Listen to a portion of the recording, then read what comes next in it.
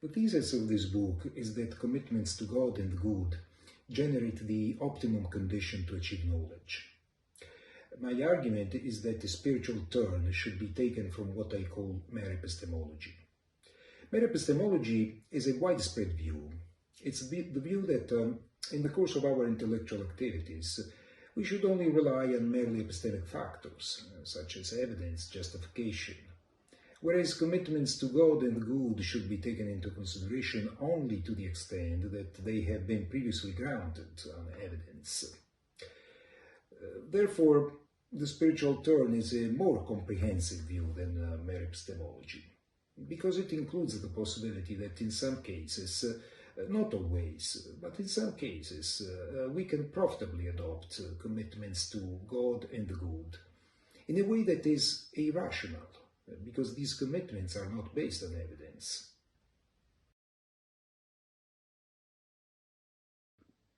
I call spiritual the term that I advocate in this book, because I bear in mind that the word spirit was first used in philosophy by German idealist philosopher Hegel.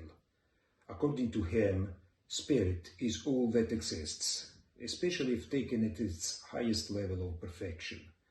Accordingly, the spiritual turn focuses on human person in her entirety, which includes moral and religious dimensions and doesn't limit itself to intellectual activities.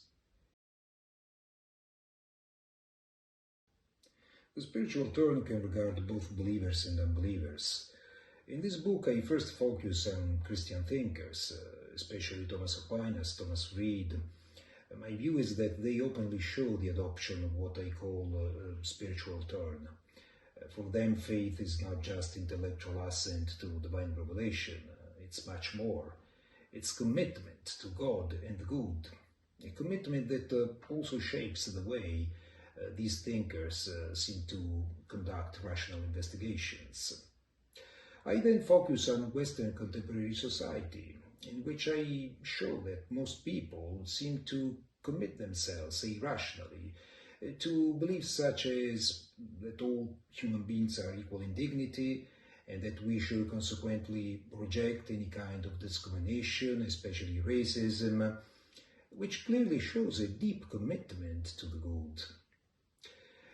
My view is that all these commitments to God and the good lead people to adopt good epistemic habits such as intellectual humility, open-mindedness, docility, all habits that can only put truth searchers and debaters in the best possible condition to obtain the truth. In conclusion, the spiritual turn promotes intellectual abilities, and nonetheless this occurs only because it first promotes more generally human flourishing. That's why I love to remind the reader of this book of a conviction expressed by Clive Staples Lewis. We can get second things only by putting first things first.